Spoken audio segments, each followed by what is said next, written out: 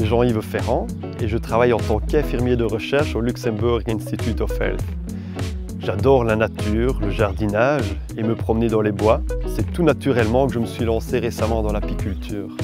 J'ai acquéri mes 2 premières colonies d'abeilles et mon tout premier miel récolté était vraiment le meilleur au monde. Cette activité est beaucoup plus technique que l'on le croit et nécessite notamment un grand calme lors des manipulations, compétence également nécessaire dans l'activité quotidienne du travail.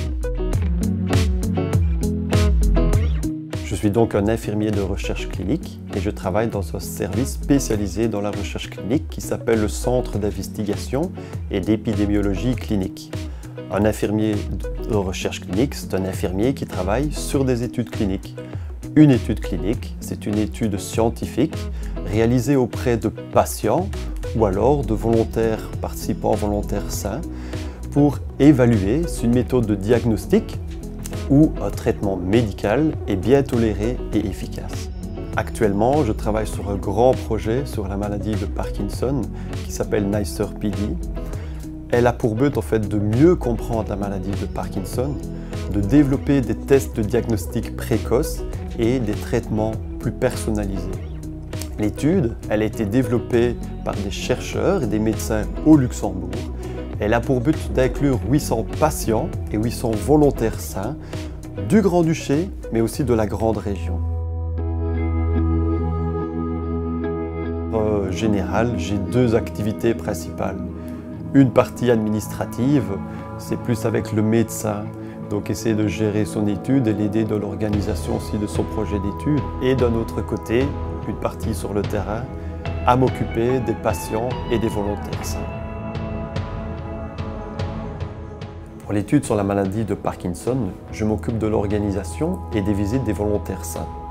Avant toute chose, les participants signent un formulaire de consentement éclairé. Je vais mesurer et enregistrer des données sociodémographiques, mais aussi je prends des paramètres vitaux tels que la tension artérielle. Toutes les données vont être anonymisées parce que personne ne doit savoir qu'un tel participant participe à une telle étude. Je collecte également des échantillons. Je réalise des prises de sang, des prises de salive, des prises d'urine et je réalise aussi des tests neuropsychologiques. Nous évaluons les fonctions cognitives, mais aussi les fonctions motrices et l'odorat.